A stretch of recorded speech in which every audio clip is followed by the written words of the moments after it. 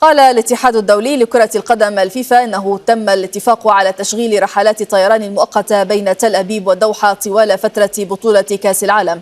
وأضاف الاتحاد الدولي لكرة القدم أن الاتفاق يتيح للمشجعين الإسرائيليين والفلسطينيين زيارة قطر وحضور المباريات خلال فترة كأس العالم.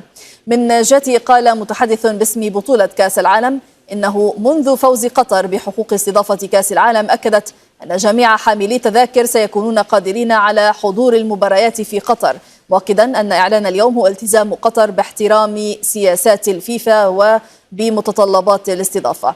وقال مسؤول قطري إن الفلسطينيين سيتمكنون الآن من الاستمتاع بأول بطولة لكأس العالم في العالم العربي والإسلامي بموجب الاتفاق الذي أبرمته الفيفا. وأكد أن موقف قطر من التطبيع لم يتغير ولا يزال موقفها مرتبطا ارتباطا وثيقا بحل القضية الفلسطينية.